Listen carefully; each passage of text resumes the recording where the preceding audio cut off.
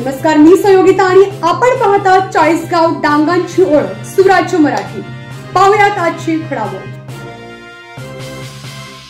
ज्ञानेश्वर डगळे यांचा राज्यस्तरीय दिव्यांग ऊर्जा पुरस्काराने सन्मान। महाराष्ट्रातील सर्वात उंच शिखर असणारे कळसुबाई शिखराच्या पायथ्याशी नुकताच शिवऊर्जा प्रतिष्ठान महाराष्ट्र राज्य यांनी आयोजित केलेल्या कार्यक्रमात अकोले तालुक्यातील चिंचवणे मळईवाडी येथील रहिवासी ज्ञानेश्वर डगळे यांचा राज्यस्तरीय दिव्यांग ऊर्जा पुरस्कार देऊन सन्मानित करण्यात आले।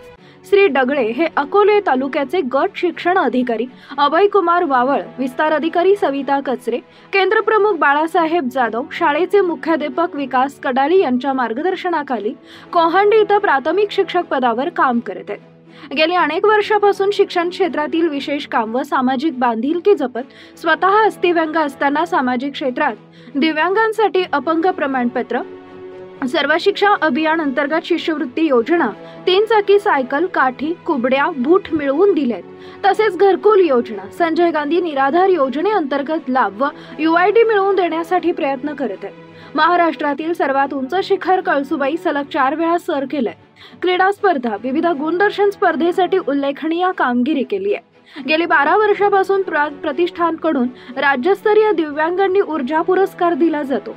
यावर्षी या कार्यक्रमाच्या अध्यक्षस्थानी बारीगावचे सरपंच श्री खाडे सर तर पुरस्काराचं वितरण संस्थेचे अध्यक्ष कचरू चांभारे व अंकुश खाडे यांच्या हस्ते करण्यात आले।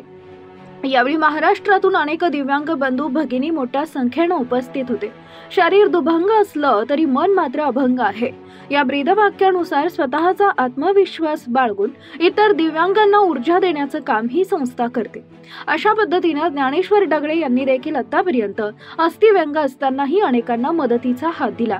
या नेत्रदीपक कामगिरीमुळे ग्रामस्थ आई सुमनबाई डगळे, पत्नी नीलम डगळे यांचा मुलगा डॉक्टर प्रशांत डगळे व गौरव डगळे यांनी वडिलांचे अभिनंदन केले।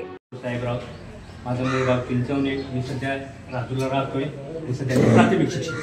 तर आजच्या कार्यक्रमाचे अध्यक्ष आपले आज उपस्थित नाही, शिवाजी गाडे साहेब, विजय कचरू चंबारे आणि सरपंच खाडे साहेब, तसेच गणेश खाडे आणि माझे सहकारी बांधव इतर सर्व उपस्थित आहेत। तर मी तुम्हाला फक्त 2च शब्द सांगतो। तर मी दिव्यांगांसाठी मी जे सांगितले होतो त्या ठिकाणी मुलांना सायकली, कुबड्या, परत शिष्यवृत्तीमधून दिली संजय गांधी निराधार योजना, तसेच त्यांना सायकल कुबड्या, आणि मी त्यांचाच फायदा केला नाही, त्यांच्याबरोबर जाऊन मी माझा सुद्धा फायदा केला।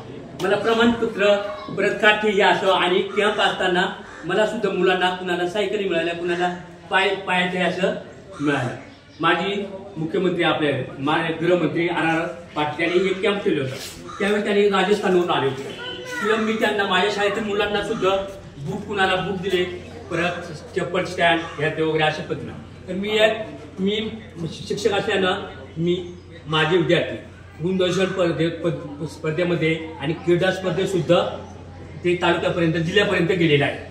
तसेच मी तुम्हाला मला कविता लिहायचं, पोवाडे लिहायचं आवड आहे, तर तुम्हाला मी छोटीशी मी स्वतः स्वरचित लिहिलेली एक कविता तुम्हाला म्हणून दाखवतो। माझं मनात खूप दुःख आहे, चेहऱ्यावर मात्र आनंद आहे, दुःखातून दुःख वाढत जाते, आनंदाने दुःख नाहीसे होते, दुःखातून वाट काढायची असते, संकटावर मात करायची असते, अनुभव घेत जगायचे असते, यातून जीवन बाग फुलवायची असते। बागेत असतात अनेक फुले, जीवनात असतात अनेक शल्ले, हातात काटे हाताला बोटत असतात, शल्ले मनात बोटत। या संकटमय वादळात दगडगोटे झेलावे लागतात, पिऊन पाठ फिरवायची नसते, यातून जीवन बाग फुलवायची असते। धन्यवाद। ज्ञानेश्वर साहेबराव डगळे, अहमदनगर, आयल्यानगर, दिव्यांग 53%। तसेच मी प्राथमिक शिक्षक आहे। जवळजवळ शिव ऊर्जा प्रतिष्ठान यांच्यातर्फे जवळजवळ 13 वर्षे झाले इथे हे कार्यक्रम चालू आहे, आणि माझे जवळजवळ कळसुबाई शिखरावर 9 वर्ष, 4थं वर्ष आहे आमचं शिव ऊर्जा प्रतिष्ठान। त्याच्यामुळे सर्व दिव्यांग बांधवांना, अंध, अपंग, दिव्यांग अशा सर्व बंधू भगिनींना घेऊन तो सुखरूप व्यवस्थित पोहोचवतो आणि तसेच सुखरूप पण पोहोचतो। जय हिंद, जय महाराष्ट्र, जय कळसुबाई माता।